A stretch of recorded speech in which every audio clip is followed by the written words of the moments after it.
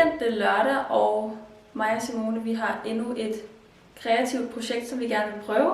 Vi har nemlig taget vores symaskine op, som man måske kan se, og vi skal faktisk lave et syprojekt i dag. Det er noget tid siden, at vi har syet noget faktisk, men vi har fundet nogle gamle jeans frem. Simone har fundet nogle på genbrugen, som vi skal prøve at lave om til en nederdel. Så fra jeans til nederdel bliver vores lille lørdagsprojekt her. Forhåbentlig kommer vi helt i mål med det. Klokken den er 10:10, og vi starter på det her nu, og vi viser lige, hvad for nogle bukser der er, vi kommer til at lave om til nederdel. Så har vi så lige en aftale klokken 12, og når vi så er færdige med den, så kommer vi tilbage, og så fortsætter vi med vores projekt. Og så ser vi, hvor langt vi kommer. Og vi skal i hvert fald nok vise det færdige produkt her i videoen. Vi var egentlig i nogle genbrugsbutikker for at prøve at finde nogle jeans, som vi kunne lave om. Bare nogle billige nogle, men selvfølgelig stadig nogle, som vi tænkte kunne være gode som en nederdel. Og det filmede vi nemlig også, da vi var ude her og kigge på det i løbet af ugen. Så det tænker vi lige, at vi kan sætte de klip ind her. Bukser. Nå, vi har fundet forskellige bukser. Jeg tog ret mange med. Jeg har nogle sådan lidt dark wash jeans, nogle grå, nogle grønne. Måske, dem ved jeg ikke, om jeg har lyst til at lave om, hvis de passer godt. Nogle sorte her, forskellige mærker, der er lidt Levi's, de her fra Wrangler. Jeg vil lige prøve dem. Og Helena? Jeg kan ikke passe de her. Må jeg se? Det var diesel. Ja, øv. Nå, nej, okay. Oh well. Nå, jeg trækker for... De her? Her må de bare vise. Ja. De er bare for store. De er for store, ja. Ellers meget pænt wash. Synes du det? Måske lidt for blå, synes jeg. Jeg gad godt have nogle lidt mørkere. Okay. Og jeg har de her på. De er sådan okay lavtallet, men de har måske en meget god bredde nu for neden. Altså, de er ret lavtallet og også lidt løse, men måske. Så har jeg de her, de er fra Levi's. Jeg kan ret godt lide washet, men de er alt for store. Og de er også meget lange. Det skulle næsten være bare, hvis man ville have dem til noget andet. Men nej, de bliver for store. Nå, jeg har fået de her grønne på fra Wrangler. De sidder ret godt i hvert fald, og er en ret god længde. Men det ved jeg ikke. Jeg køber i hvert fald med. Måske de ikke bliver syet om til en nederdel. Men de sidder meget godt. Som man kan se, så endte jeg faktisk ikke med at finde nogen på genbrug, selvom jeg synes, jeg prøvede en del, der sådan virkede til at være god. Også en del Levi's og sådan noget. Men der var bare ikke rigtig nogen, der lige passede, som passede, eller var den rigtige farve. Så vi rullede faktisk lidt op her forleden, og så fandt jeg nogle jeans, som jeg faktisk synes kunne være meget gode til at lave til nederdel. Det første par af de her fra Zara, det er sådan nogle cargo pants-agtige med jeans. Og jeg tænkte faktisk, de kunne være ret nice til en nederdel, også fordi jeg synes, de sidder sådan en lille smule stramt ved lårene. Ikke at jeg kan sagtens have dem på, men sådan, jeg synes bare ikke, de var så behagelige. Så jeg tænker faktisk, de her kunne være ret gode til en nederdel i stedet for. Jeg synes, farven er ret pæn, og så synes jeg, det kunne være ret sejt. Der bliver det jo lidt sådan en kakkenederdel.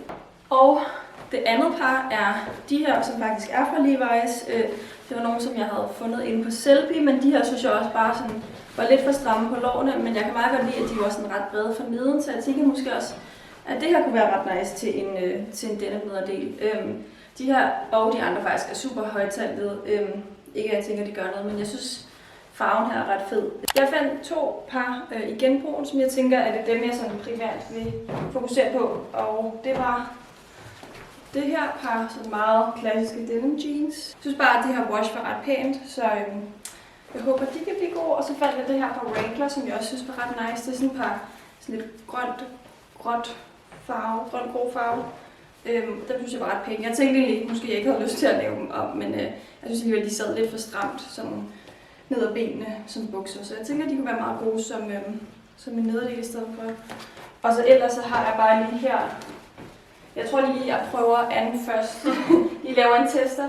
Fordi jeg har egentlig fundet sådan 3 andre jeans her, som også godt kunne laves om. Men det er bare lige sådan, måske meget rart at lave en test først. Og så kan man, når man lige føler sig lidt mere komfortabel med det, så kan man gå i gang med de der, man sådan synes skal være lidt pænere. Så det er de bukser, som jeg tænker at lave. Så det første, man egentlig skal, ud fra det vi har set, det er, at man skal sprætte de her indersyninger op, og så også et lille stykke op her, sådan så at man ligesom får de her åbne flapper. Jeg tror, det er nemmest, hvis man lige vender dem på vrangen, og så lige starter på den måde. Og til det skal man selvfølgelig bruge en opsprætter, som var lige ned i Panduro og købe sådan 2 her. De er sådan ret små, så jeg tænker måske også, det kunne være lidt bedre, hvis man havde nogen, der var lidt større. her har jeg begyndt fra i går. Er det de der? Ja, det der. Jeg tror, at vi kan gøre forskellige ting der, ikke?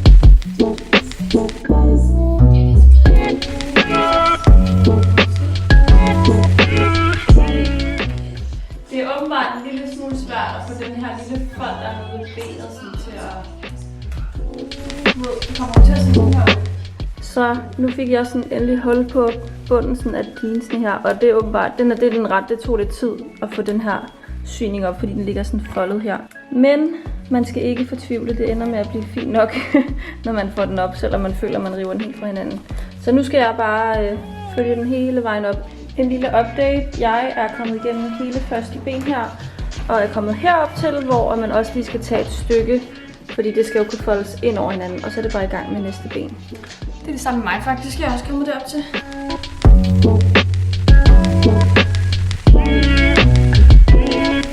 Så er... Hvor lang tid har vi brugt på det? Vi har brugt lang tid på det. Vi startede halv, tror jeg. Ja, nu er det nok 10 år. Okay, så det har taget cirka 40 minutter at få for mig og for begge bukseben sprættet op. Og jeg mangler endda stadig lige at sprætte den op herop. Nå, vi prøver at fortsætte lidt endnu, men vi skal ud af døren her om en halv time, så vi må fortsætte, når vi kommer hjem. Men, og også mine bukser er lettere end Simones, så sådan, det kommer også meget an på, hvilke jeans du har. Jeg er kommet hele vejen igennem. Jeg havde lige glemt, at selvfølgelig skal man jo ikke rive buksebenet på begge sider, fordi det har man gjort, ved at gøre den ene side. Så det var lidt dumt. Men det vil bare sige, at jeg faktisk er færdig. Og har lige taget lidt op her. Måske man skal gøre det mere, det ved jeg ikke. Og det samme bagpå, også bare lige, det kan man ikke rigtig se, men jeg har også lige taget det lige nogle 5 cm op eller sådan noget. Så nu skal det jo lige ligge sammen, som man gerne vil have den, med nogle nåle.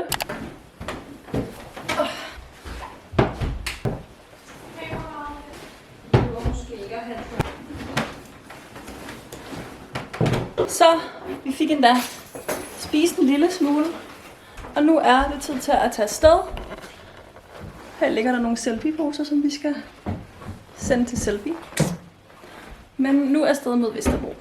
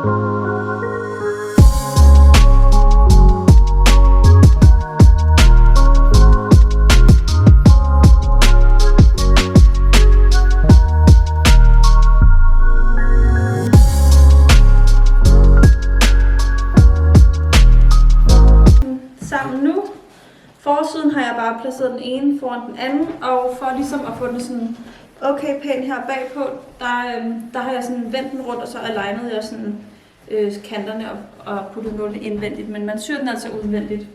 Og jeg tænker, den bliver meget god. Det kan godt være, at den får et lille sjovt bump bag på numsen, men det er jeg nu ikke så bekymret for. Nu skal vi bare lige gøre symaskinen klar. Simone skal lige have sig på plads, og så skal vi til at prøve at sy den første. Okay, jeg har lige hurtigt prøvet at tage min nederdel på. Nej, der var ikke andet fra. Jeg synes egentlig, der er lige noget her på, men jeg synes egentlig, den ser okay ud. Så jeg tænker bare, at jeg fortsætter med det. Sætter lige nogle flere nåle i.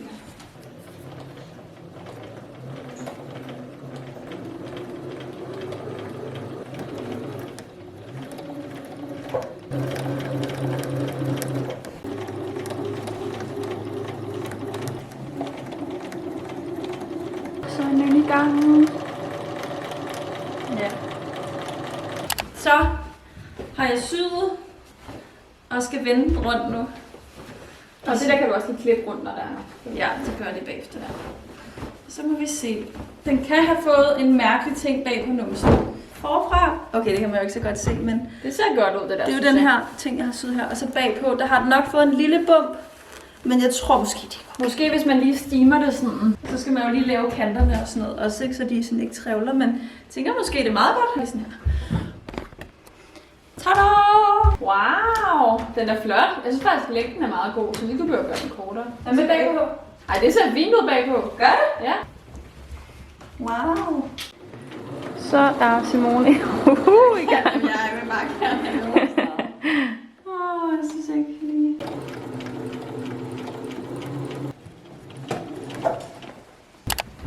Jeg vender min rundt nu. Jeg synes alligevel, det virker så simpelt, men det tager noget tid, og man er der sådan lidt.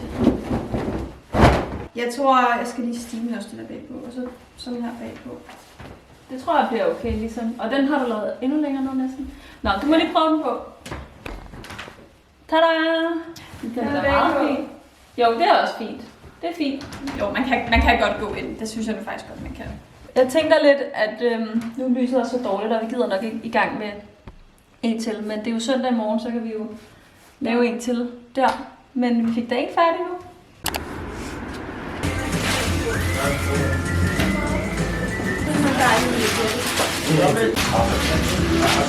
Så har vi været nede og hente morgenmad fra Art Bakery.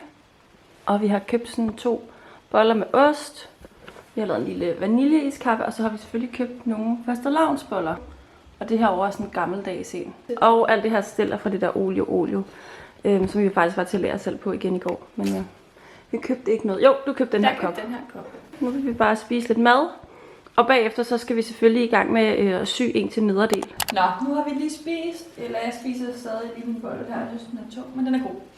Vi vil gå i gang med vores andet par jeans her. Så det vi egentlig bare skal gøre er jo også brette sygningerne op. Og det har vi jo gør ved at vende den på vrangen, og så gør det derfra.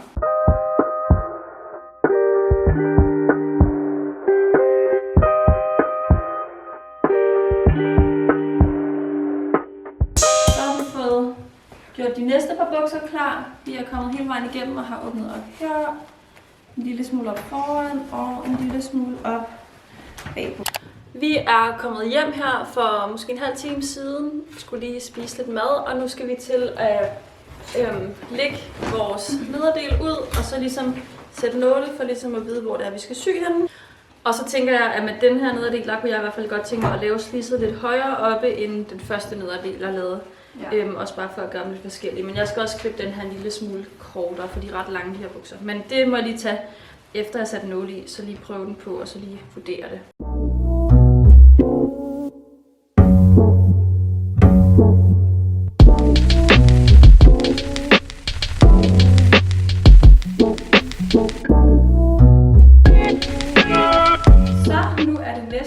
Og vi tænkte, vi lige kunne vise det færdige resultat. Vi er ved at hoppet i en af vores nederdel, og vi har fået lavet 2 stykker hver. Ja, og du er faktisk i gang med en tredje, men den kommer vi ikke til at vise i videoen. Men det siger bare lidt om, at det var faktisk meget sjovt. Det var faktisk meget sjovt. Vi sad sådan i løbet af i går aftes og syede færdigt og lige zigzagget om kanterne og sådan noget. Så, men overordnet set, så synes jeg, det er blevet meget godt. Men du kan lige vise din først. Det her er den første, jeg lavede. Det var med på bukser fra Naked, som jeg alligevel ikke rigtig gik så meget med. Og jeg synes, den er blevet meget god. Jeg sagde lige til Helena, at den er sådan lidt begrænset, når man går i den. Så jeg kan godt finde på lige at sy den sådan her op.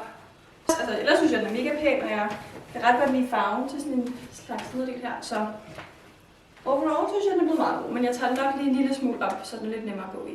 Her er den første nederdel, som jeg lavede. Det var den, der var fra de her bukser, der var fra Zara, som havde de her sådan cargo-detaljer. Og jeg synes, den blev ret god. Altså sådan, længden på bukserne synes jeg var okay. Det kan da også godt være.